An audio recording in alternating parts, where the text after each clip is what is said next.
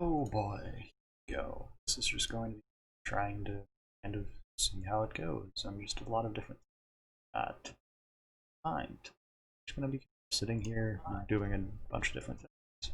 If you want to chat and try and talk, I will do my best to check on you guys. That's about it. Just have a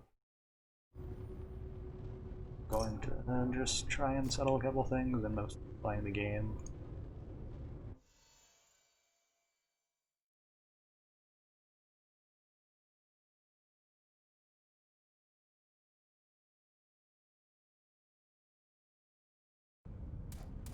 Oh, I'm just gonna go on a run. I haven't played it's the most recent update, so I'm just gonna get going with it, try it out. And that'll be about how it goes.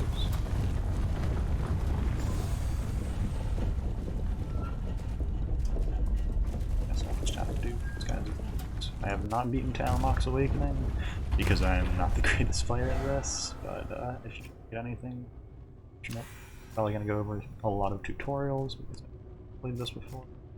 Gotta make sure these blessings are active, actually. Okay. Just gonna keep it going with that. If you ever see the video stutter for a bit, that's just me kind of alt-tabbing and trying to figure stuff out. It's probably just gonna be one or so runs, maybe two, depending on how well I do or not. I have not played it. It's not likely all that well, but I will try. So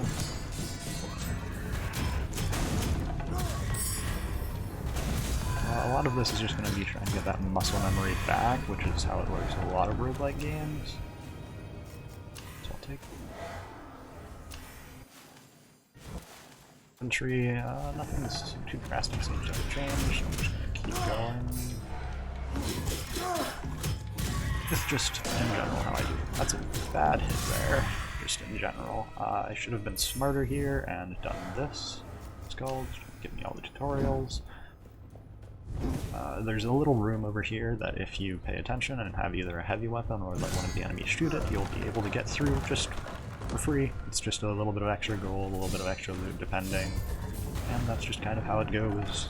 So yeah, the last time I've played this game was really long time ago, and I literally I have not played since, so I have not done Temple of Jaguar in the slightest. So there is just the threat of something being in there that I don't know.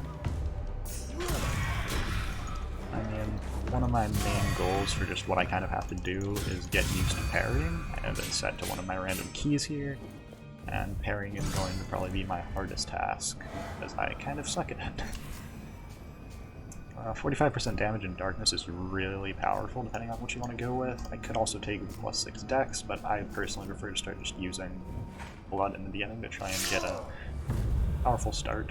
And in my mind, 45% damage in darkness is very powerful for a lot of the bosses. The first coming boss, which is at the end of the map, let me pull it up in just a second, is actually just basically summons Jaguars and fights you. It's kind of a pain. In general isn't the most friendly thing, but it works out pretty well. So a lot of this game is just balancing between what to do and what not to do. In darkness, enemies take more damage, but you deal more damage. In the light, enemies take more damage and deal less damage, but in the darkness you earn more gold and take more damage. So it's a bit of a trade-off there, and so if you go for a build like what I'm doing, where you want to do stuff in the darkness, it lets you capitalize on a couple of things while also having to weigh a bit of risk versus reward. The weapon I'm currently using is one of my favorite weapons to use. It's called the Sacrificial Machina, and it just basically gives you critical hits guaranteed on any enemy that's by itself, and it has a kind of limiting range where sometimes you don't see an enemy on screen, but it still counts it. But you can see there, even though we're in the light currently, I was still doing full crits and able to put out a lot of damage. Now this, I have not seen whips before. Kind of interesting weapons. This looks just to be a good weapon choice for me. I could pay for it in gold. Plus damage in darkness. Poison attacks are very powerful on their own, and Venomous Fang, or the Fang type weapon, which are basically just claws, I'll do a lot. It has a bonus if I have a shield. I don't currently have a shield, but it's possible that I could get one in the future, so I'm just going to stick with this. Keep going.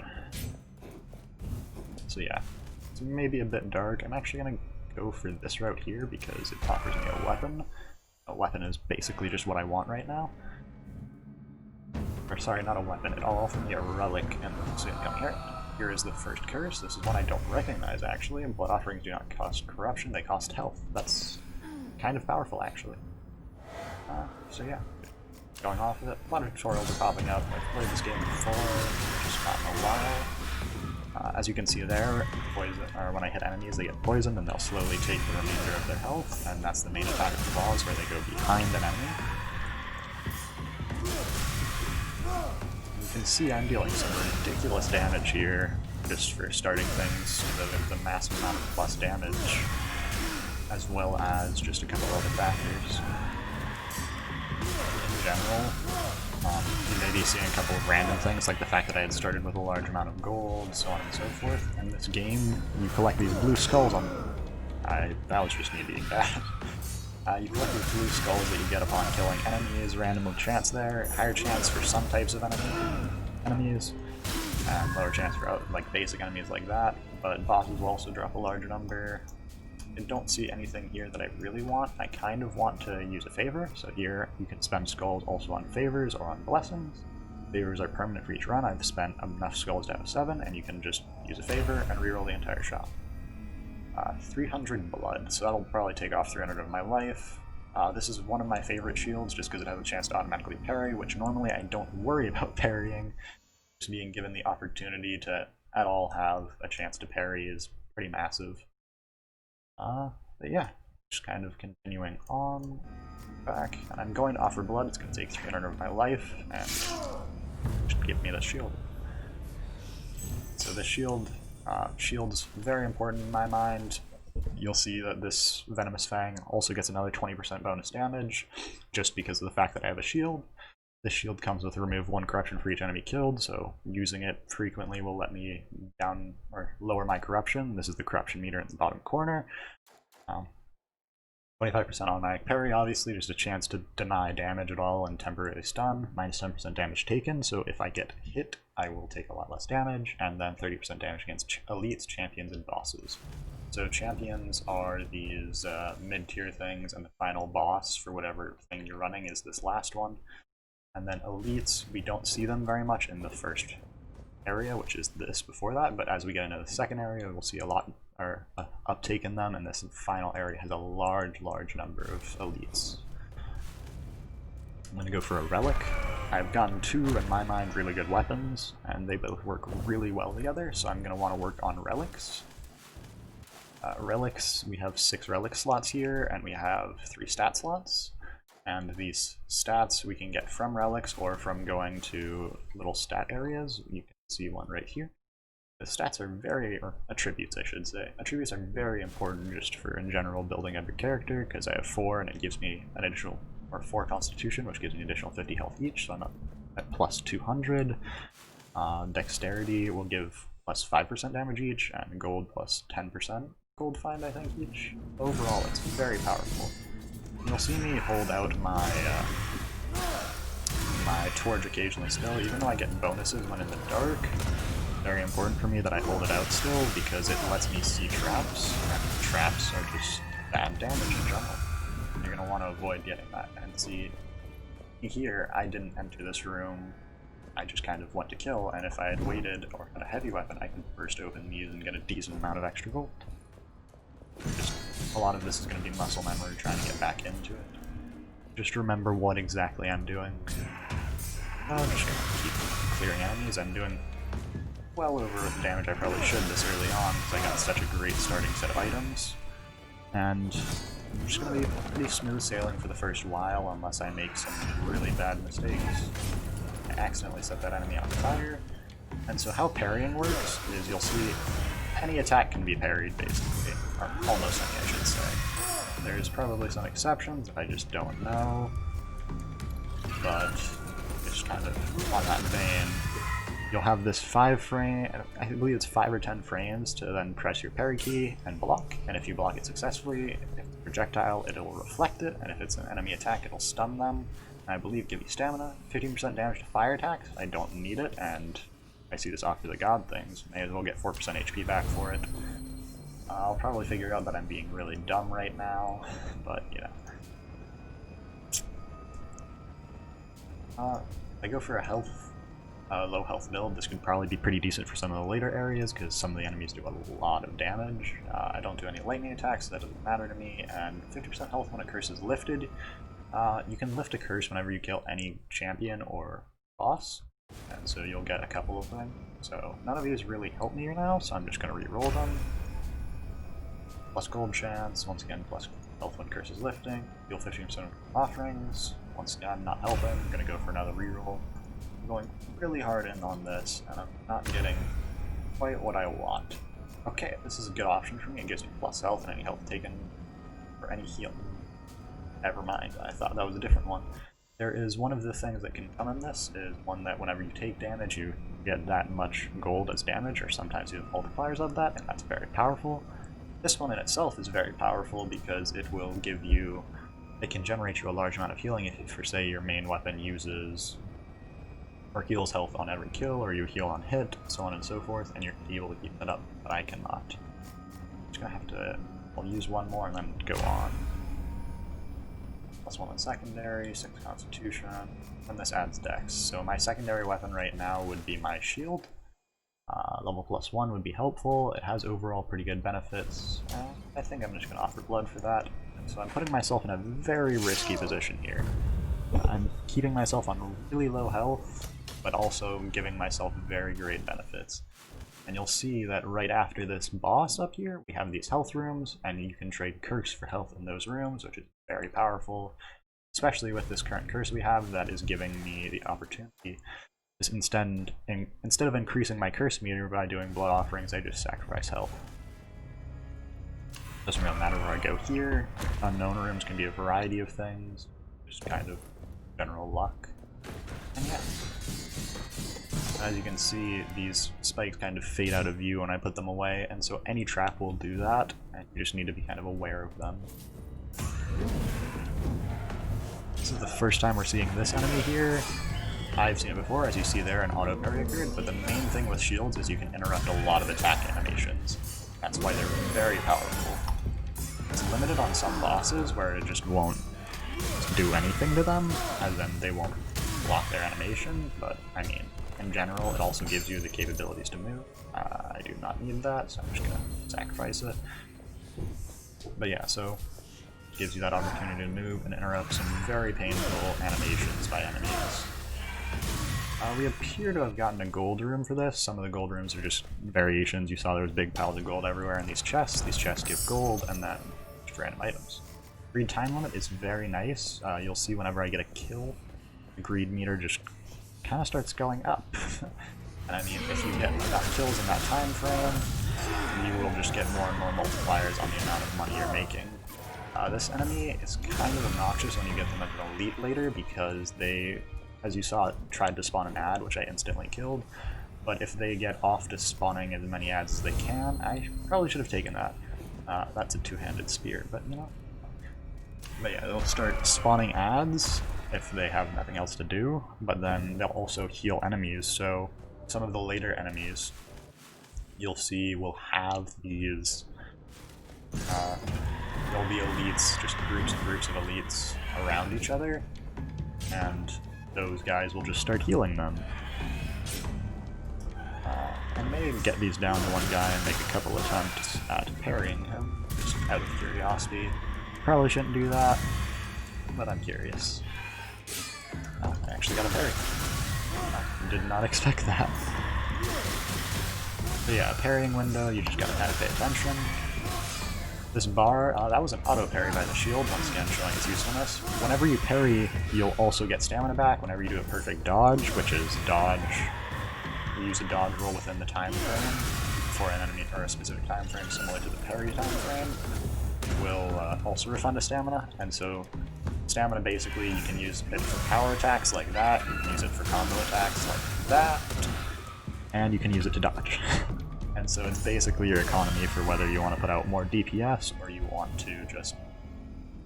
Never actually seen it not have a second weapon. Wow, yeah. Here's to just be an upgrade station where you can get pure upgrades on your stuff. Oh, this makes sense, yeah. We'll just upgrade the overall damage, and so it won't seem to change the base stats, but it will increase the base damage. You see 56 from 59, as well as additional from Dex multiplier, which is giving me plus based on the base stats. Oh wow, this is kind of hard.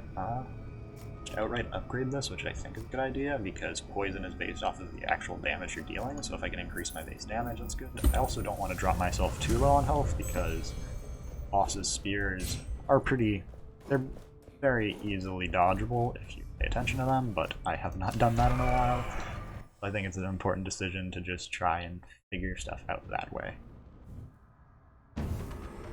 Getting our second curse. I always kind of try and aim for getting 2 curses. Other curses are unknown as long as this one is lifted. That's kind of unfortunate, because like I remember my first curse right here, but it's gonna not be shown. I think I am going to get rid of that one over the first curse. It's a very tough decision. But yeah, I made a very dumb mistake there. I forgot that his animation there also. I'm getting very heavily bailed out here by my weapon. So yeah. Basically, the key to this boss is just controlling it and getting it a bit of timing down for that, because if you can control these Jaguars over here, your only threat is his timing. He'll do those, and then yeah, you have all the time in the world to damage stuff. So basically you just choreograph it, not do that.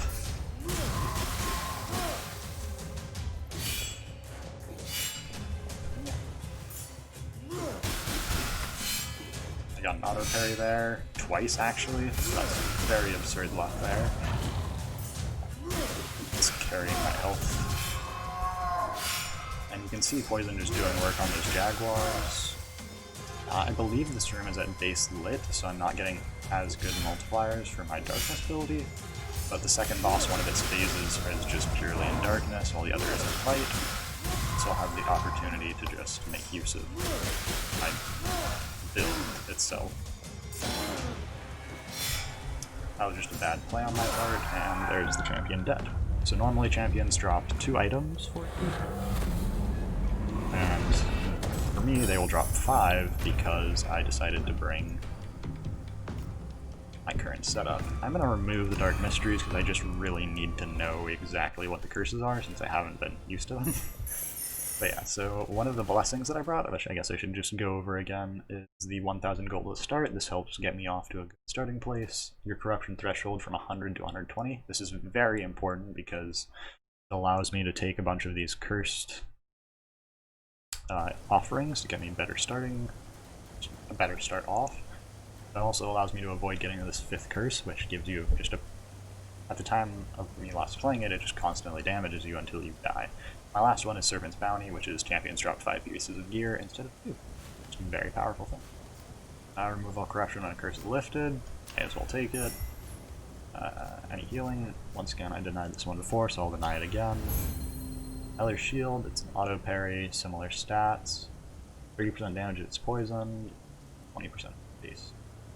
I'm not going to take this because the bonus damage against poison would be nice, however I'm giving up -10 against bosses, 30 against champions, and corruption for something that does help for the most part, but then doesn't help for the second part. Got into gold. Once again, similar situation there, into gold, and I'm going to take this heavy weapon, because I just kind of need a heavy weapon. Two-handed weapons, same difference, basically just much bigger attacks, and any kind of attack uses stamina.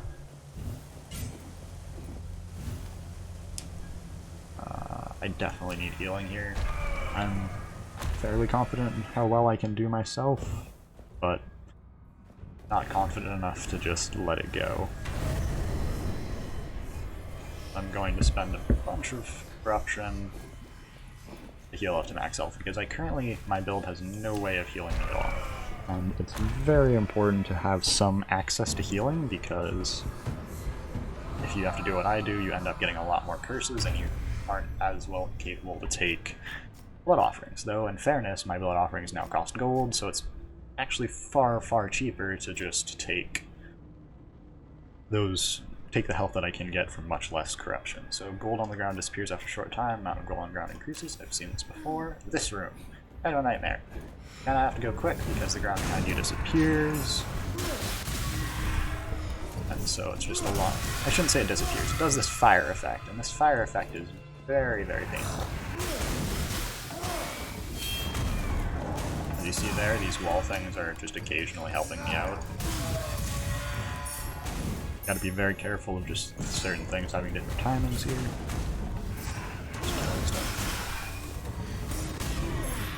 That was just very bad timing on my part. Actually meant to parry that.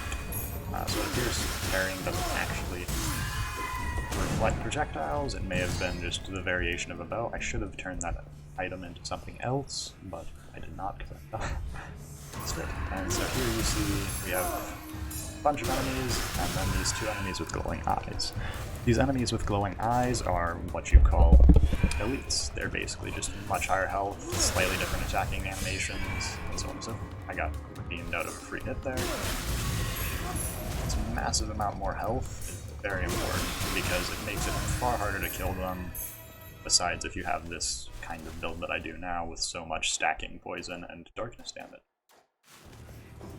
I also just noticed that at some point I guess I grabbed this plus 2% base damage for 1,000 gold carried, and I mean, I have 1,000 gold, so I'm just getting some extra now. Stats, very important that you always do the first stat in gold, and then from then on you can basically just do it in blood if it still works the same as it did before, because you get these massive stat boosts. But the gold price will increase. However, on the other hand, the curse price should not increase at all.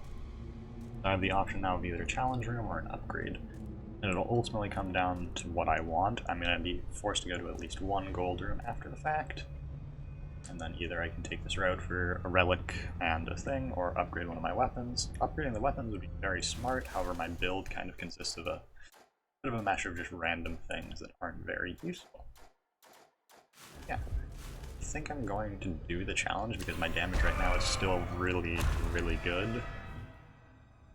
I'm just kind of trying to figure out the best way to do anything right now. Overall, it's just going to be a bit of a learning curve again. And so this is a challenge room. When I activate this, it'll spawn a bunch of enemies and the gold inside will begin to decrease, and you'll get just a massive amount depending on how much it is, but because I also have the curse that increases the amount on the ground, I'll get even more than it says. I also have to pick it up quickly. So yeah, just going to be a bit of a race to kill stuff.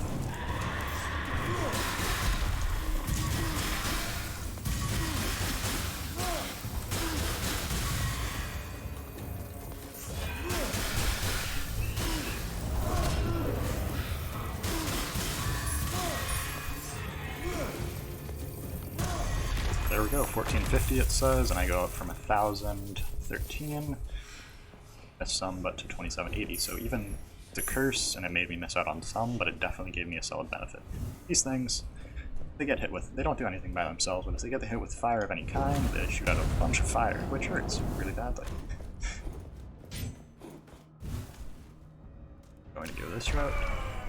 I still have time to decide whether or not I want a relic or if I want to upgrade my weapon. I'll probably end up going for a weapon up, or a relic, because my build is once again not well defined. I have a lot of darkness damage, but I kind of need more if I want anything useful to come with. So you see there, I didn't manage my stamina well. It goes on healing there. But this enemy was able to get off its attack animations, and I could neither dodge nor anything else. And so what you can do with the thing is just unlock them. And ultimately, I should probably be doing that a lot more than I am right now, because it's a good way to get rid of curse with this specific shield. Yeah. I have two options of where to go. If I knew these rooms well enough, I believe one of them would probably be a bonus room. I'm just going to go up to the top left.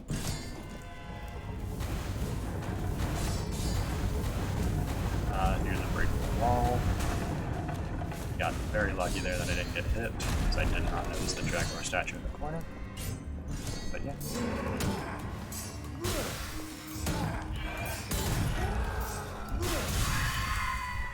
This build just is currently doing a very absurd amount of damage, just making me think that I'm going to do well in this. That's not a good thing, because if I think I'm doing good, I'm probably doing something wrong. Rush for that gold. And just kind of kill them with this.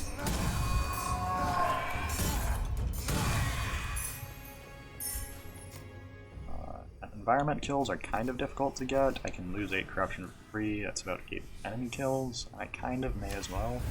It would be good to have some healing with this build right now, but am I going to prioritize that over just balancing my corruption? The answer is no. I'm going to go for this relic over the weapon upgrade because I just think I need the relic more than anything else. That's ultimately just going to come up to whether or not I am doing useful. I'm trying to figure out if you guys can see these Steam notifications. If you can, that's my bad. I can fix them.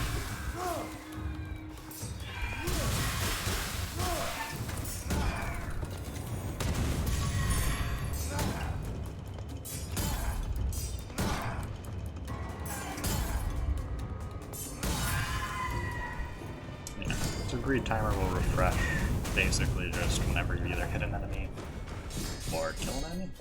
And I mean, it's just a good way to get bonus gold if you have the time to do it. And so just throughout this I'm going to be doing random little things to try and increase my chance of getting more stuff. I'm at 3,400 gold, which puts me in a very good place. It's giving me plus 6% damage thanks to my artifacts, as well as just allowing me to possibly take some things for gold rather than for curse, which in this case is health. Maintaining a solid health pool is a good idea, or a good way to get a handle on this, because I have... Sorry about that, I was adjusting my mic. I have the prior knowledge of certain things. I have prior knowledge of the enemy's attack patterns, but it's very important in this game to learn how enemies attacks, or how enemies will attack and what they'll do. Chimeric Pendant is just a generally good thing, plus 3 to each, which is plus 9 overall. I mean, some of them just give plus to a lot of stuff. I'm ultimately going to take Glyph of Water. 7 dex makes up for any amount of gold I'd lose. I could just take the 350 damage, but I haven't done this second boss once again anytime recently, and it's very important that I'll be able to beat it. And so passing through the door inflicts 25% less corruption. That's a good option in general, but I think I'm going to just stick with this and just offer gold. Use me with 1,000 gold, and then I'll just be able to keep on keeping on. So that puts my main weapon up very well. Or sorry, my secondary weapon up very well, because I have this first upgrade and the second upgrade, letting me do 56 plus 19.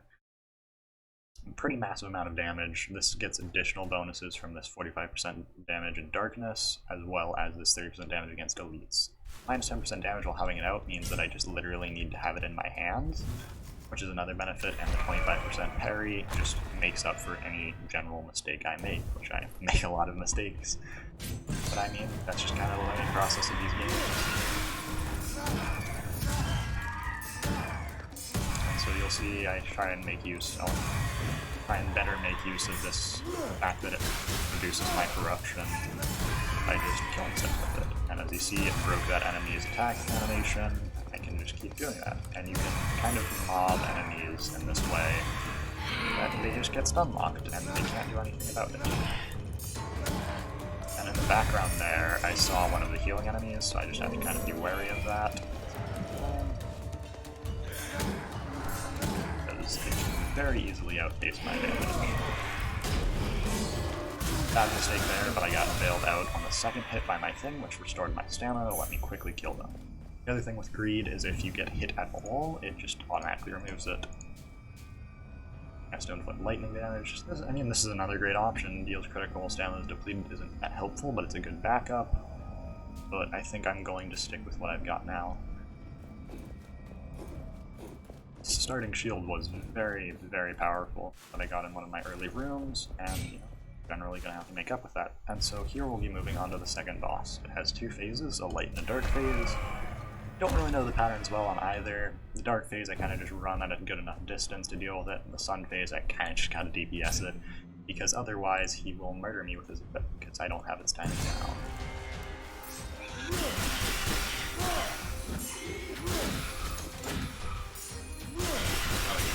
First set there, and now I'm trying to save up stamina, but I'll just second set. His whip will light up any of these, and they'll also light up the other ones, and get you stuck in the massive hit combo. Got very generous dodge there on the second one. I'm gonna actually try and DPS as much as I can, and I messed up there because I didn't have enough stamina. This enemy will do this combo attack. That dash at the end is very good at getting you caught off guard. If you're too far away, he'll do these running dashes, but he always does that second dash towards you.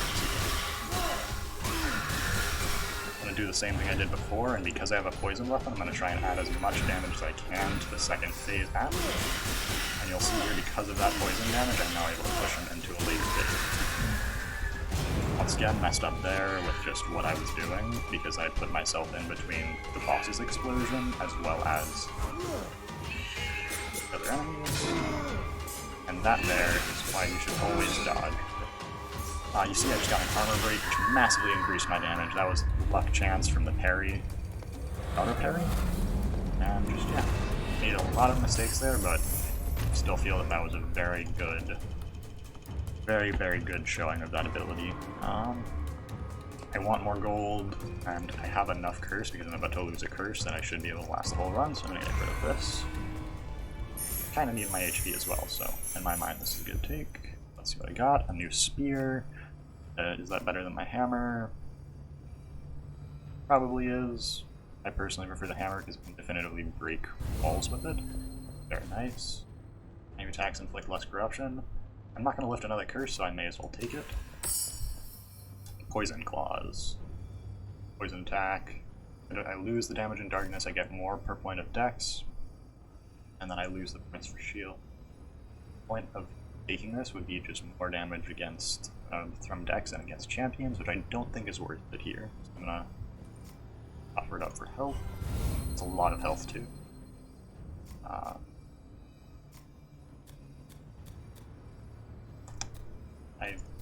I just sacrificed this one basically. Or, sorry, I just dropped that one. Environment kills, once again a decent idea. I may as well grab it because Reed right now isn't doing me much, and this gives me +7, as well as the bonus there. Whenever an enemy is killed by environment, this again doesn't really matter here. I really prefer to deal 25%, or enemies deal 25% less corruption. Sorry, bro. Because it will end up allowing me to just sort of handle everything I'm doing. Elites will deal curse, bosses will deal curse. As you saw, I got a lot of curse from that last boss, so this helps. Fortunately, because of how much that last boss hit me, I'm kind of tempted to take one of these routes here. This route will offer me a lot of stats, which is a very good idea, because my weapon situation is very solid, but my relic situation is not. And this challenge right here could be a good idea just in general to get a lot of extra gold to benefit this relic that I have. It's not even that high of a level though, so currently it's just kind of cost evaluation. Do I need the health enough to just get a curse and go this way, or do I want to get the stats to try and solidify a win? The stats are very important. I'm plus 700 max HP, 32% damage, and 35% gold find. Usually I don't care all that much about gold find, but it is very helpful right now. It's either I get no stats and a weapon upgrade, as well as an opportunity for a different weapon and a different relic, or otherwise. I think I'm going to have to go with this route just to make sure I get something. You see I'll get a curse here, Bloodlust. I do not recognize this one. All regular healing effects are disabled, except those coming from blood. Defeating enemies now release blood instead of gold, restoring apart from health. Huh, that's kind of terrible for what I was looking for. I mean, now that I know the fact that I'm getting that, it's very good that I didn't choose that path, because I could not have likely afforded. Well, actually I could have sacrificed curse, doesn't matter. But yeah, now enemies are going to instead drop health, it appears, instead of gold, which will allow me to just kind of exist. mean, I'm going to heal once, I'm not going to heal again, it's a lot of curse to take for basically nothing. Challenge room it is. This is my last real opportunity to get gold, especially with that curse that I have right now, because I will not be getting gold from basic enemy drops, so I need to get it somewhere, and this is the way.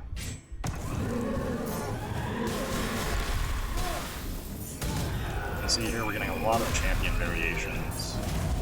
Enemies, I thought I was out of range of that. I got very much build out there, thanks to a couple of things.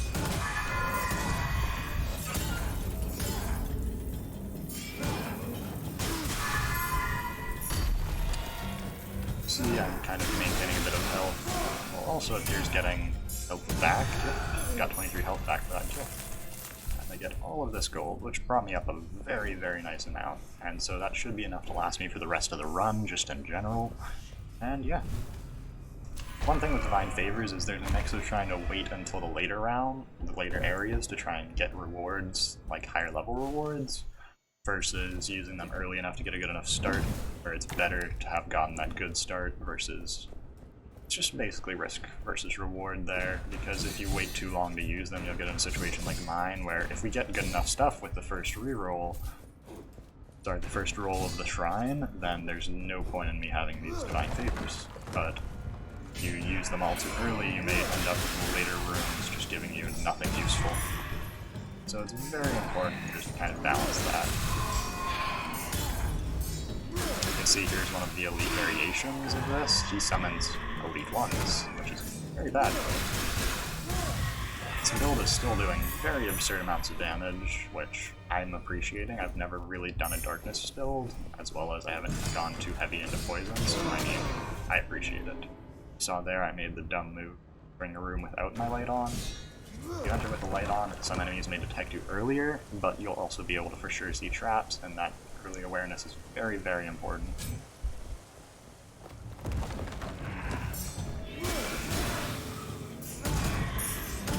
See here an elite one of those tigers, or leopards, I don't really know what they are, but I hate them because they hit you from across the map.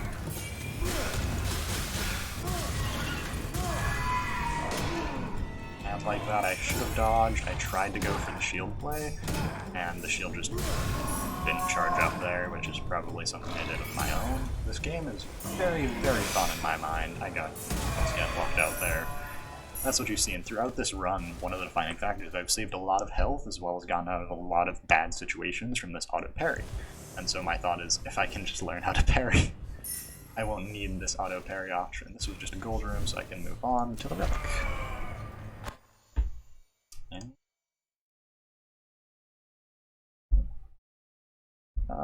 oh, someone's in chat. Yeah, I'm really enjoying this new patch, especially the fact that I'm just at all able to have different options for the starting run. This is my first run on the new patch, and being able to have a different starting run rather than just the basic start of the weapon and pistol is nice. It also lets me have a bit more weapon variety, because some runs it's a terrible thing to do, but some people do it, which when I started I would just occasionally reroll runs to try and get a better start, or a more enjoyable start. But now that I have access to the altars to have different starting weapons as well as a couple of other factors, it makes it all the more enjoyable for me. Because I just get to see a bunch of different little fun combos, and like, I started with a weapon I liked, and it helped me get a good definitive start in for the rest of the run. And I always enjoy that. I have a weapon upgrade and another weapon option there.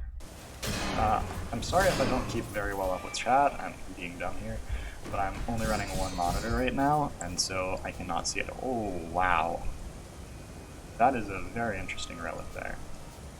I am not likely to get to the final curse, so this probably won't help, but that's a very, very interesting relic, because it gives you such massive buffs, such massive damage, and in general would help. Going to roll over it, but I think that's a really cool relic. Favor, read kill removes corruption. It's once again good for removing corruption, but I'm probably only going to get one more curse at worst, because you can't get inflicted with curses while in the middle of fights. Corruption offering has been my favor, it's my last chance. Two-handed weapon, Not really using it very much. 30% on poison attacks is very, very good. What do I swap out for that? I would lose the 7 perception but gain 8 constitution. It's just, I think, a very good trade for me, or I could give up this enemies deal 25% less corruption. Ultimately, a decision of which will pay off more. Higher health would definitely help with healing thanks to just random things, but I mean, in general, it's just a good time. Don't know if you're paying attention, Atakang. That's how you say your name, but thank you for coming over. It's just good to see you. But yeah, I think I'm gonna go with this. Swap it out for the healing. I lose the 7 perception, but not much of my build goes off of it. It would have been smart there, now that I'm looking back at it, to just give it up for curse rather than gold, because I lose, I believe, 4% damage from that. But hindsight, or not even hindsight, just better paying attention to what you need there. I snag that little bit of gold. Be dumb because I didn't wait for my stamina to recharge, but I mean, this build is working somehow. The amount of roguelikes I've played haven't been very many. I've played like some of the basic ones, Binding of Isaac, so on and so forth. But this game I started playing right when I was really hyped to see it come out. And I got to play for a bit right on the earliest patch. That was just a very good time for me, because it let me experience a game in a new way, because when I started Binding of Isaac, it was already well in its lifetime. As you see here, I'm letting them get out of control, and that's very bad. That should be him dead. There we go, and then we just do a summon. But yeah, as I was saying, I started with Binding of Isaac well into its life cycle, well into Afterbirth. Afterbirth Plus, sorry. I'd been watching it beforehand, but I hadn't been playing it, and so it kind of just limited me in what I could do. I've already grabbed the relic this room. I could go down there and kill more enemies to possibly regen health or otherwise, but I think I'm gonna just go move on and go to weapon upgrade. Yeah, this game in general has just been very cool for me, because I mean, they recommend you play with a controller. I'm playing with mouse and keyboard because I'm dumb, but it's what I enjoy. And just in general, the graphic style is very, very good looking to me. Like, just how the enemies are designed, how the bosses especially are designed. And that's part of what really has kept me with this game. Like, throughout its time, I've been playing little bits here and there in general. And for some games, the only game I've really stuck with for a long time has been the Destiny franchise, which doesn't really correlate to roguelikes, but it's mostly me and my friends just playing it throughout, just brawl. And being able to find another game that I'm still able to enjoy even now is very good for me. But yeah, the reason I hadn't played this game in a while is there had been a lot of things going on with university, a lot of things going on with my family especially, and so I was just trying to give everything with life a bit of a cool down there. But now that I'm better off with schooling and just in general, I'm enjoying myself.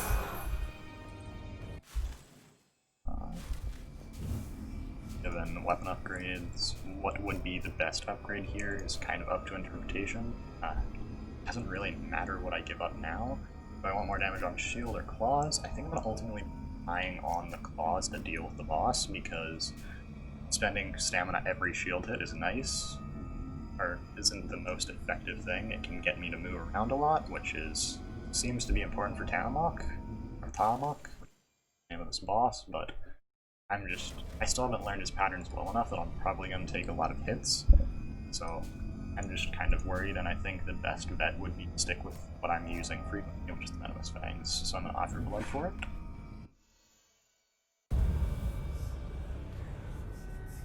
Sorry about any stuttering you see with the game. That is alt-tabbing, trying to check stuff. When I finish setting up my second monitor, I'll be able to actually keep track of chat and otherwise, which should be good. It's actually my first live stream. I mean, I'm enjoying it. Cadaverous Infestation. Regular enemies can spawn additional creatures killed. I really, really dislike this one, and it's very bad for my build right now. My build relies for the most part on darkness with these weapons, and Cadaverous Infestation on these little bats, and the bats will kind of mess around with you. And they won't attack you, they'll actually flee from you from the light, so because of that, it's now a bit more risky to just do stuff in the dark. Got lucked out there with that. Occasionally with the shield you can just hit through enemies, which is very powerful. And you see the bats are these little things that are just spawning around me. Very obnoxious, because they get away in the way of some types of attacks, and they will attack you. They don't do all that much damage, but they're just another thing on screen to worry about. Which is one of the major things I've learned with roguelikes is important to avoid, because if you have too much screen clutter, you're going to get distracted and you're going to get hit. And getting hit in all of roguelikes, it's going to happen to everyone no matter what, but the most you can minimize it, the better a roguelike player you'll be.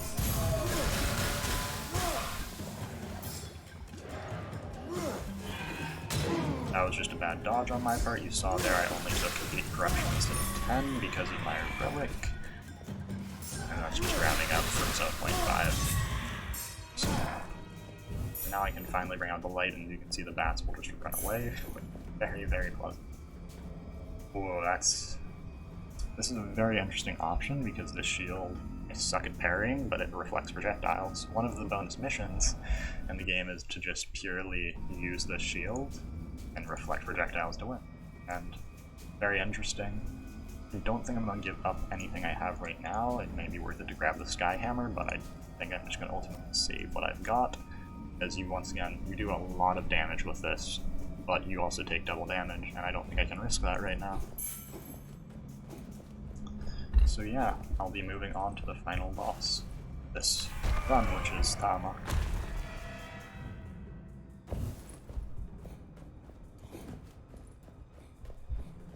Here is the arena.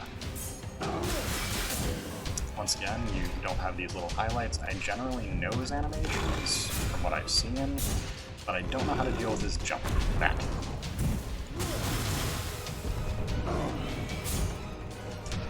The fire everywhere is a pretty big nuisance to me. Didn't know he did that spin around part. So once again, a lot of this is just me wearing. Oh, so that's how you dodge it, you just go underneath it. Big explosion there.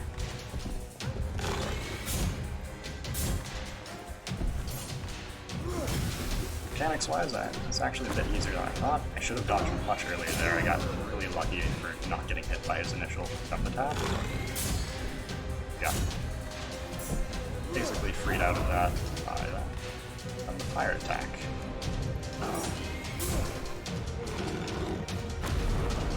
I was dodge timing there that prevented me from taking damage, which is good. About to tip him over another phase, which may change his attack patterns, which I'm a bit worried about. But another part of this is I'm just overall getting a pretty massive damage reduction right now from the fact that I have this shield ability.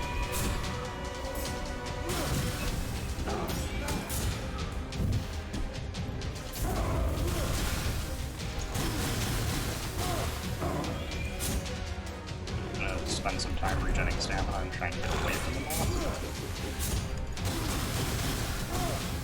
But yeah, this is like, I think, my 3rd time reaching Tarlock, so I haven't really had the opportunity to learn how he attacks. There seems to be a pattern with the fire at the least, where it alternates between the exterior edges and the interior, which is good to know.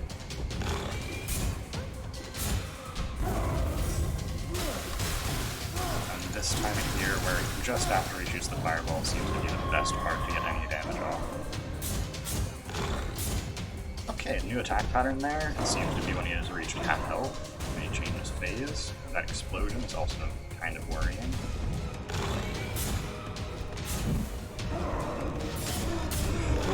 Got pushed into the fire there after I'd taken a hit. A lot of bad damage.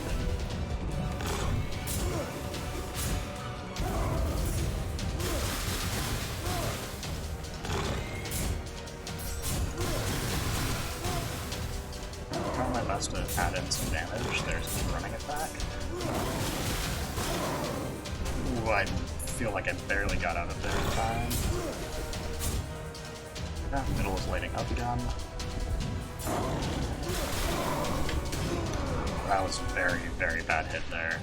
I had been better attention with when I was timing my attack and so forth, I could have avoided probably a majority of that damage.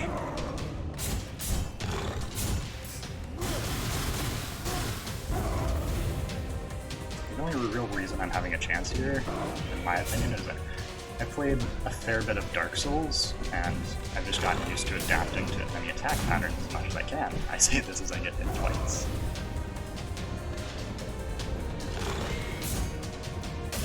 Ah, it was just a bad play there. I should have probably dodged a bit further back, because at worst going in the fire, I'll take a fair bit of damage, but I would have survived that, I should say. I mean, that's the run that I did. Wasn't a great run there, in all fairness. I mean, I enjoyed it. It's very good for me to get to Talmach, just in general, how I'm working.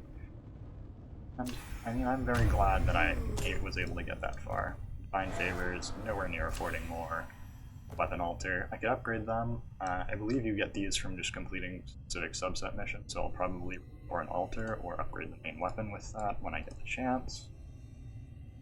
Forsaken Weaponry, just I believe you can buy weapons that can start, so I think I'm gonna go try and buy that shield. Because that shield that's available is basically just one of my go-to things. Not appear to be available, which is a bit unfortunate. Yeah. Yeah, it's nice to see all of these different options, what I can do basically. In terms of that when I come back in. I believe these just get added to the pool of stuff that can spawn here. And I mean, some of these would be very smart to take. Finishers and charge attack, interrupt regular things. This is a very interesting sword, which helps in general damage. But yeah.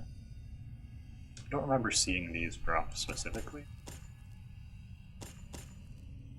Kind of thinking of what I would want to see. And I mean, once again, successful parry triggers a riposte. 50% damage while in darkness. That would have been an interesting thing to find on that build specifically. I was pushing so much for damage, fully charged shots. Yeah, Cry 4, I was just looking at that. That whip looks very powerful. Just having a 50% damage bonus for a majority of the time, I think is a while to grab.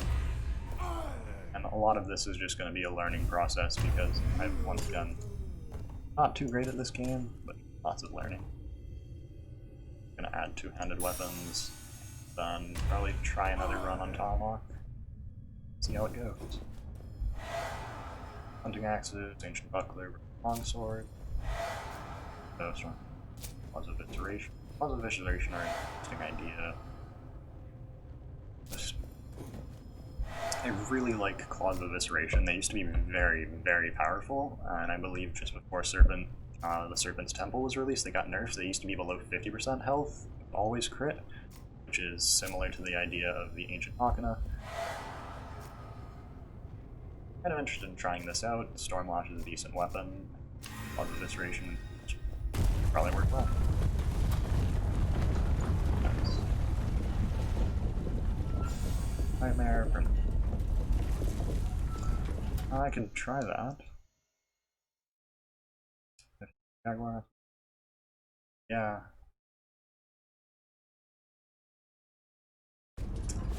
So with the starting weapons, I believe you can get the upgrades for them here, like the main weapons, 100% chance. I've upgraded 3 times. It has a 100% chance of having a special ability and 50% chance of being rare. And so the Restore Altars just adds another one of these 3 altars here, this first one there, that one there, there. But if you upgrade these other options here, you'll be able to get secondary weapons as well.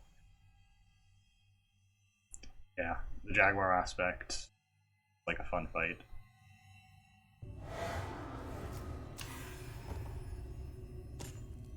Yeah, I think I'm probably going to stick with these starting weapons here. You have access to Claws of Evisceration, you have access to the Storm Whip, and then the bow. I'm not great with special weapons. Like, I can time pretty well at times, but a lot of them don't feel as good.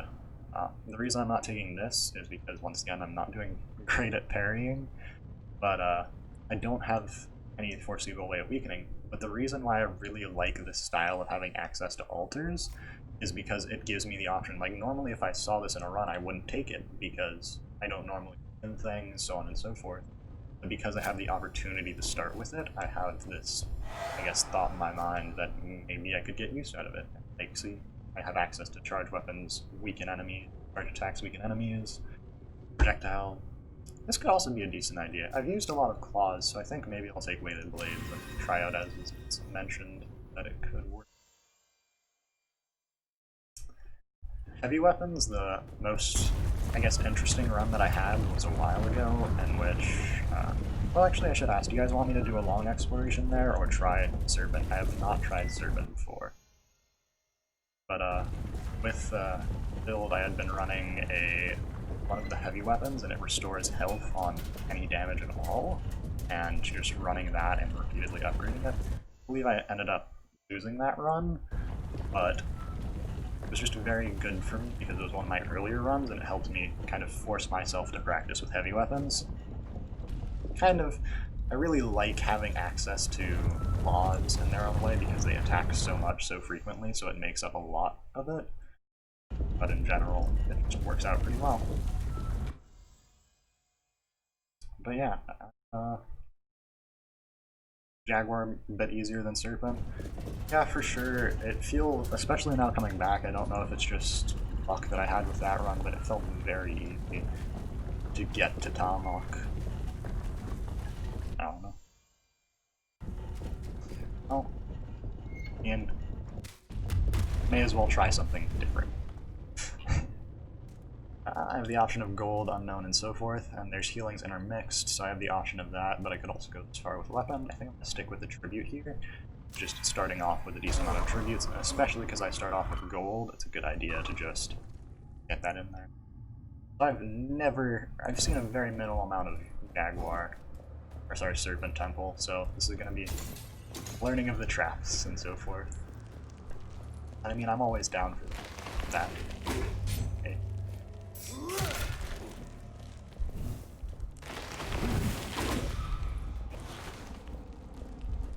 Firework.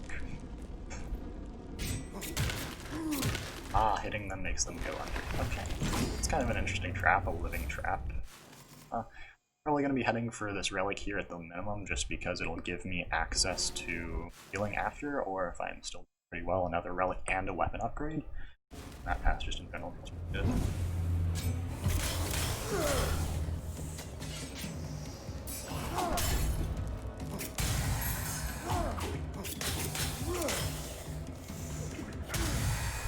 This whip is very satisfying though. I have not gotten much use of whips, I'm just going to take perception because it lets me use it pretty well. I'm gonna, since I'm not currently working with darkness, I'm gonna light it up a bit so I can just see the environment, I guess. Because I have not experienced much of this.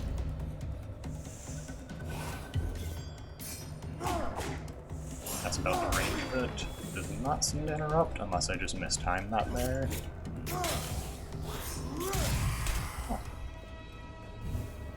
So yeah, that was some bad damage right at the start. I'll have access to some stuff, but yeah, as you were saying, combat in this game feels so nice compared to some of the other games I've played.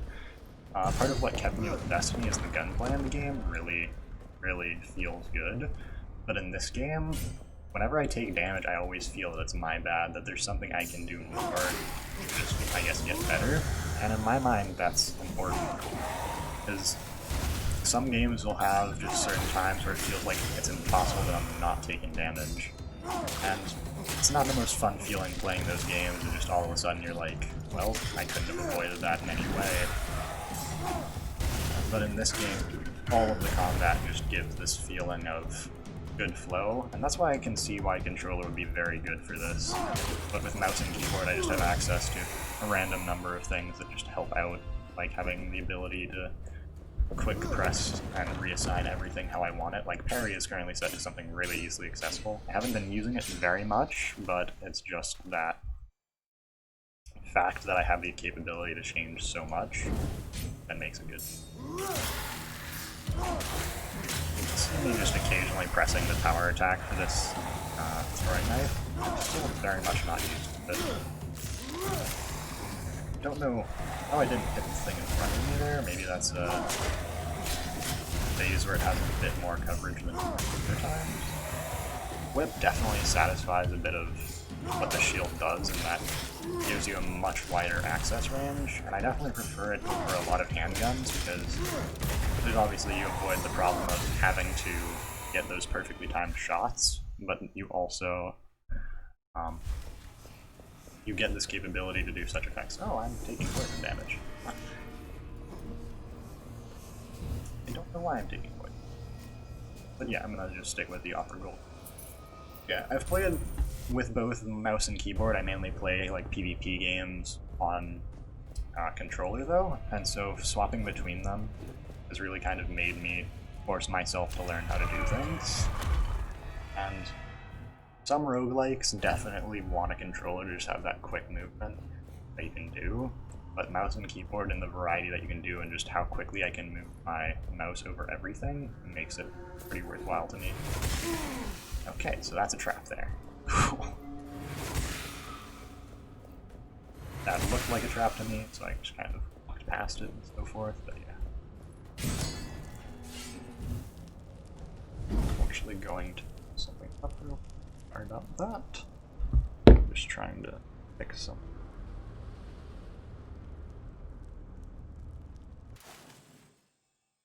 There we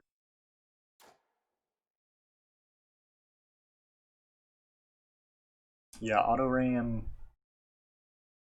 Mouse and keyboard definitely you get a lot of penalty for not having auto-aim. That's one of the things. You'll see me miss some of my attacks just a bit because I mess up my aim. But it helps me in that the fact that I've played a decent bit of just pure PvP game, I have to get used to just aiming so heavily that the auto-aim to a degree isn't as necessary. And I mean, in both senses, auto-aim helps a whole lot. And like on the menu, yeah, devs recommend controller. Both have, I think, their pros and cons here. Because auto-aim is definitively one of the better effects in a lot of games because it makes up in some ways for skills. The way that whenever you start any new roguelike, you're going to have this pretty big learning curve of what you need to do. And messed up there, I keep forgetting that the whip requires 2 stamina to use. See? May as well take it. Environment kills are just kind of a nice thing to have benefits from, even though I don't really know the traps all that well. It's good to just have access to that.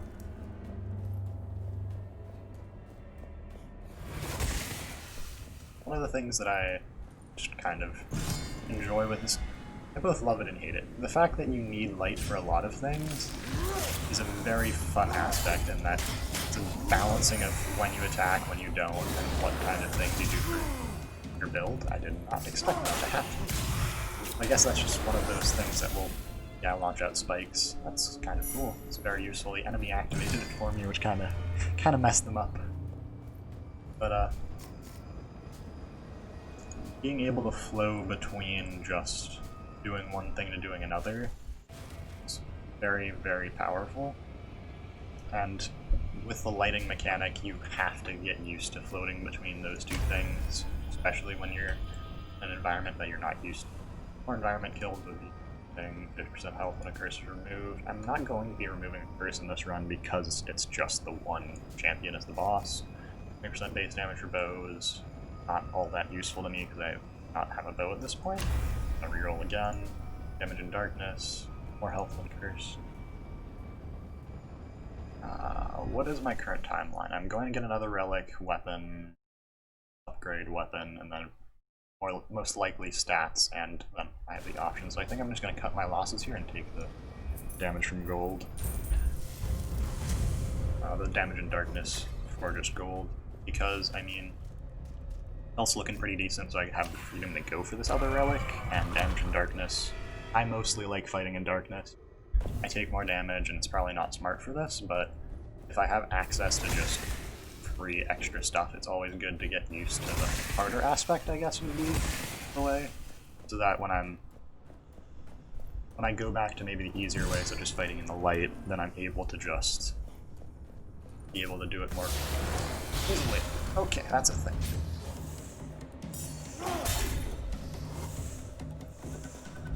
I'm trapping myself in a corner, which is a terrible decision.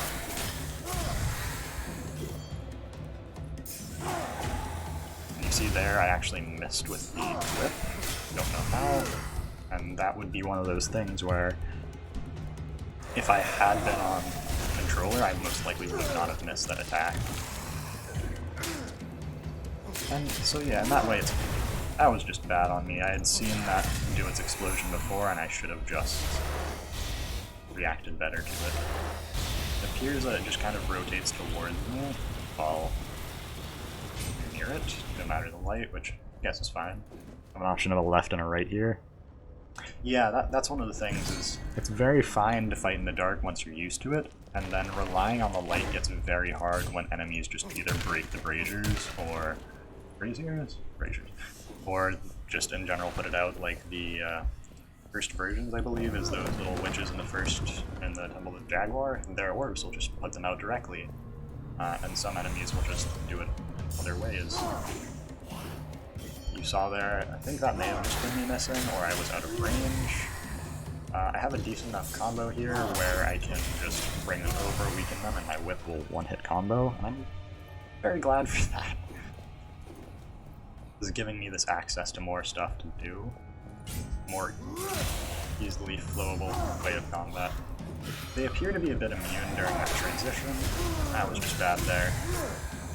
I kind of overcommitted there. I pulled out the whip and just stuck with it too much. I should have just pulled them and then immediately dodged rather than attempting something else. I mean, it's a bit of just other stuff. Still need to get used to whatever this poison effect is, because it's very, very neat.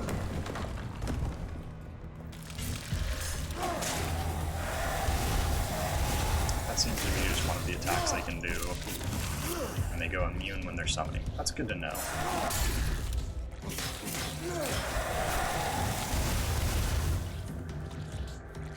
I need to kill the ones that I've already damaged. The whip appears to be able to pierce, which is very, very nice, actually.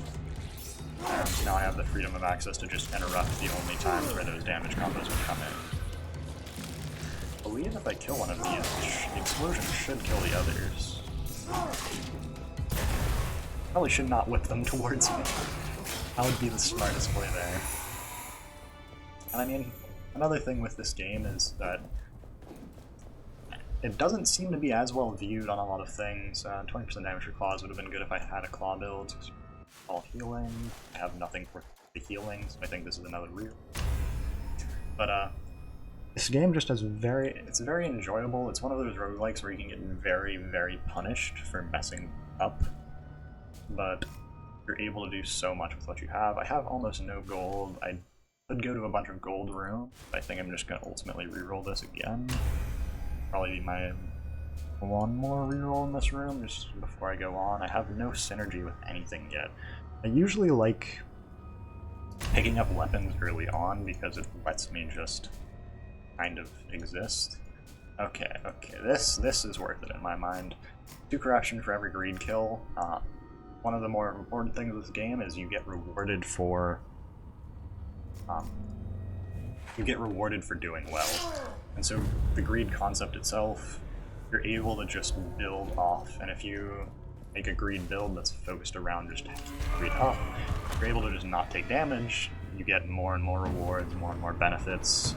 It's just in general a good time. Pulls bounty, pretty fine. Opening chest gives corruption, more gold in chests. I'm always fine with that, especially the fact that I just picked up this greed kills removed corruption. That basically means besides the first kill I get, as long as I'm doing well in a room, I will just basically get free corruption.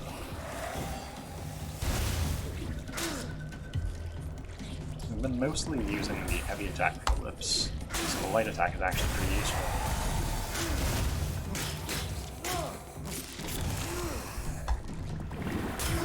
I should not have taken that there. I don't know if you could hear it, but I was kind of spamming my mouse trying to hit it to keep up my greed timer because this enemy went down, and I kind of underestimated the time I would have for greed to go through, so I overcommitted to dealing with it. And yeah, it's working. I'm doing much better than I expected for this. Some enemies stay over the rounds, that's unfortunate. This appears to be like the variation of the big hammer guy from the Jaguar Temple. Good to know. I got stuck between enemies. I tried to dodge to the top left or top right of the screen, but instead I just kind of ran into them. I should have just, when I noticed they were getting close to me, I should have just immediately dodged the lower part of the screen. That's just a bit of a learning curve, as is a lot of them. Yep, very, very bad damage there. And see, like, I took a lot of damage. I feel a bit, I should say I feel pretty bad about it, the fact that I did just take that much damage there. But it's this idea of you have to learn what to do in these situations, and I messed up there. I recognize that I messed up there, and I got really badly punished for it. I mean, it's fair in that way. I have the capability to just clear through rooms super, super easily otherwise, but if I mess up, all of a sudden I'm forced to just deal with it. I think that's a very important part of this. 30% damage in darkness on the daggers would be very, very interesting. I'm not going to get things burning, so that would be pretty useless, and 10% base damage, or useless as of now. 10% base damage would be nice, but I, once again, not use the spear. I think I'm going to just offer blood for this. Being very risky with how much curse I'm taking, because once again, it's just a single map for this. But yeah. Yeah, as you said, the game, or as Cray4 said, the gameplay loop is one of the biggest things for in games for me, because I'll play MMOs, I'll play RPGs, I'll play any kind of PvP game or roguelike, but it's ultimately the gameplay loop that'll keep me coming back. This Deadly Obsession, it's very not fun for me, because as you see, I'm very aggressive with how much I dodge. I waste a lot of stamina really easily. But getting access to 2 more, if I'm able to deal enough damage, I can all of a sudden benefit a lot. But the limitations here are probably going to get me killed, is what I'm trying to say here.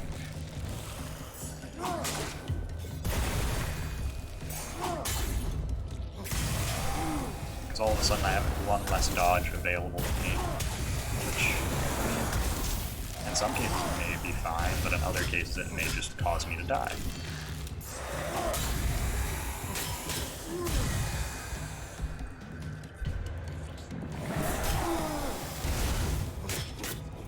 Very bad at reacting here, and it's costing me a lot. It seems that this poison mechanic is just kind of a punishment mechanic for you doing bad, or maybe it's just a dot effect applied by some of the enemies.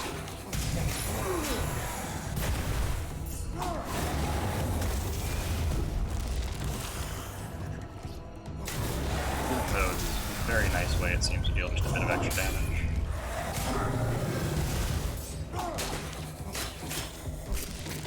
I did not have enough stamina there, yeah. So it kind of...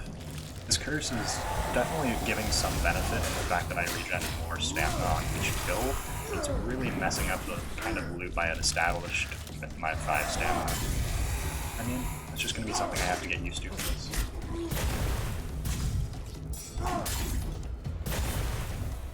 Cool. Well, this was a weapon.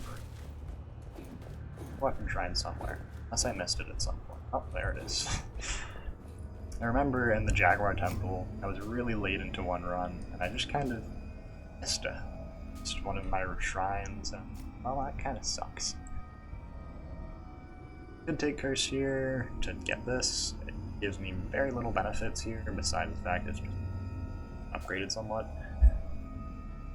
Sorry about that. The spear, it's a straight up upgrade, but it's not that great. And I could take a shield to that, but it relies on parrying. I think I'm just going to stick with what I've got. I'm going to run one favor roll, just to kind of see what I can get. Throwing axes. This! Now this, on the other hand, kind of puts the point of, I could probably get this. 30% damage against electrocuted isn't great. The bonus for Constitution is always going to be kind of synergistic, because of the fact that you're going to want Constitution. In almost every case, it just gives you more of a buffer room for making mistakes. And then damage against weakened is the main part there, because it's currently dealing the exact same damage as the weighted blades, though without this damage and darkness buff, it'll drop by a bit. But my whip just automatically weakens on a charged attack, which is very, very important. And now instead of doing 30% extra damage, I'd be doing 100% extra damage. I think that would be blood. Some to be said for just taking this and trying to run it, restoring my health. But I think I'm just going to go with this and offer blood. It'll put me a bit closer towards the third curse, but at my current pace, if I'm smart with breed, I shouldn't... Yeah, that's 4 rooms. I shouldn't take too much extra. So gold or healing. I think I'm going to go with healing, because I'm looking now and I've taken a lot more hits than I thought I would. Yeah.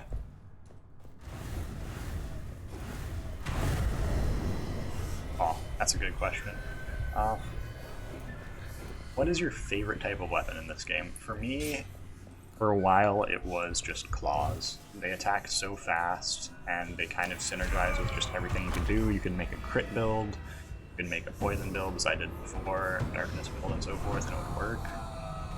Ooh, it seems destroying enemy has a chance to cause an earthquake. That's worrying. But yeah, now that I'm seeing a couple more types that I haven't gotten as much a chance to play with, it's definitely really enjoyable. I'm just kind of curious as to what other people enjoy playing. I mean, everyone likes different things, really.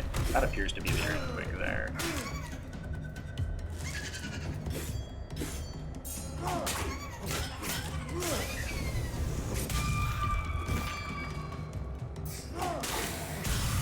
Yeah, definitively just this. And this will take, just in case. It's been a very interesting run for me, just seeing all of this new stuff, but also getting the chance to run with different weapons than I normally run with. It was very dumb of me to try and bait the snake and get somewhere with it. But, you know, you live and you learn.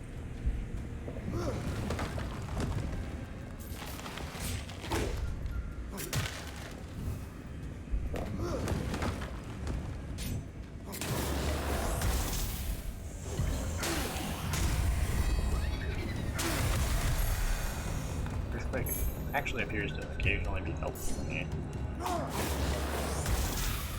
Oh, what my aim did there. That was a very, very generous window for the dodge there. I probably should have gotten hit with that. But yeah, that would be obviously offer blood for this. No reason to not offer blood. I mean, gold find isn't going to matter for very long, but yeah, you know. I may as well enjoy myself. Now, here comes the question of, do I need a different weapon or a different relic here? I'm just gonna so. My weapons right now are literally just the basic stuff. It's the hunting axes, the barbed whip, and primitives. Whip is unupgraded, the axes just kind of do their thing. So I think I should probably stick with it, because my relics, they also aren't doing very much for me. But I get some synergy. It's just kind of the thought of what would benefit me more. Actually, now that I think about it, my main synergy is coming through these axes getting bonus against weakened, on top of this just giving weakened. So I probably should go for a relic to try and fit one of it.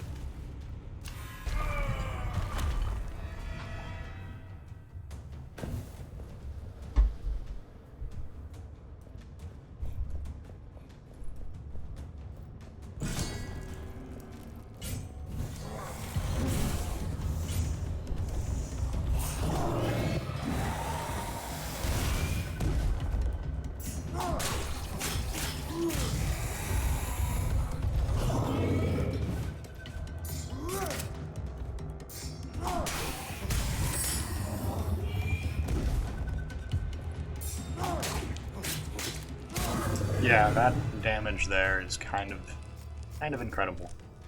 I could lose 6 corruption for that, but not too important here.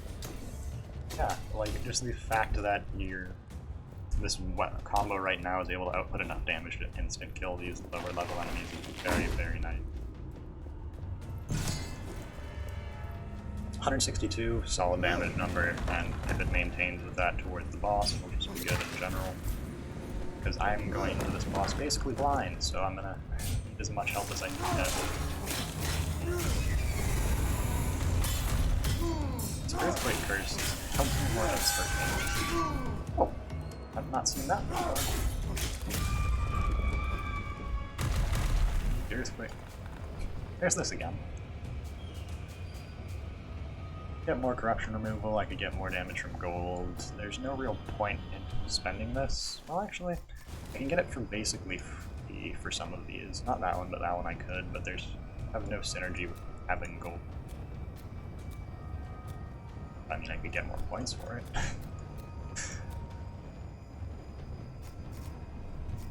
May as well offer blood. There'll be 50 blood, putting me at 103, and this door should give me 10. So I won't be able to get another curse for the rest of them. Oh, nope, it put me over. I miscalculated. Well, this has been a terrible mistake on my part.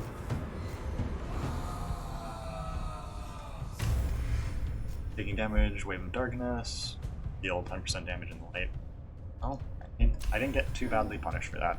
That's just kind of showing that I need to get my memorization down. The fact that it does require a bit more than I thought it did.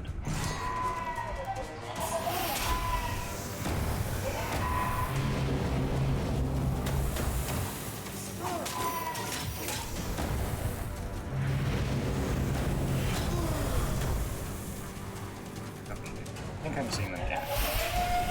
Those are basically just trip mines. Fires 2 sets of those.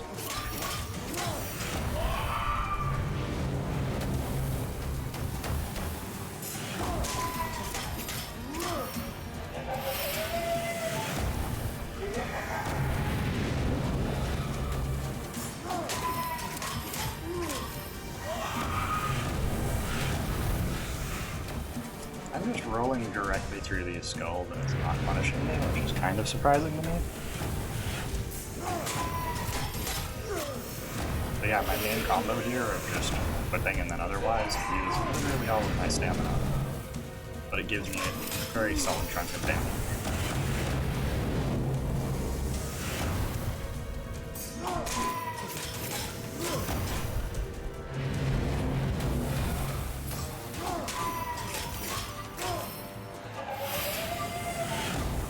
At this current pace, I may actually have this kill.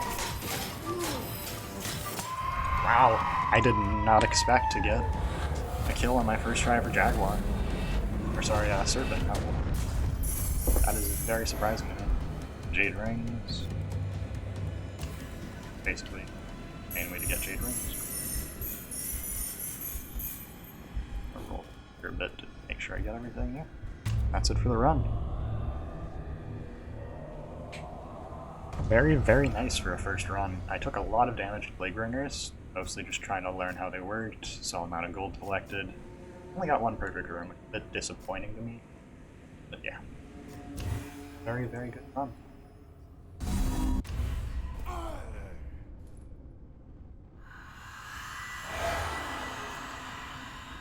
I got a Blood Emblem for that, so I think with Blood Emblem I'm actually going to... What should I do? Oh, you need Blood Emblems to then have access to it, so I guess these are just a different kind of progression. So yeah, it would cost 1,000 skulls to get this last altar. Interesting concept, I actually quite like that. I think I'm going to just add access to new weapons here, just to have more variety in what I can do. I got a build with these flaws a while ago, which was actually surprisingly fun for me. But yeah. With weapons that kind of pierce through enemies in any kind of way, it's very hard for me to validate them because there's so few situations where they actually kind of get a large amount of benefit from it. I wonder if this would actually just literally give you plus 30% damage every time you use its heavy attack. Because if it does that, that would be kind of interesting since the heavy attacks seem to require 2. That's an interesting dagger. I think I'm just going to unlock that because it's interesting to me. I'll unlock this because it's another thing to have. I'll save the last of it. Just quickly look over what exactly I get offered. Getting things with abilities now, that's very nice. That would be a very fun run to make. Let's get things with abilities.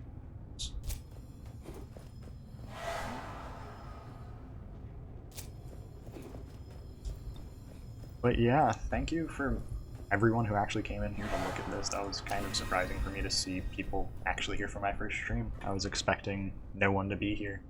But I think I'm going to have to wrap it up here. It was only 2 runs, but they were very enjoyable for me. Honestly, it's just this kind of getting back into the game that I'm enjoy so much.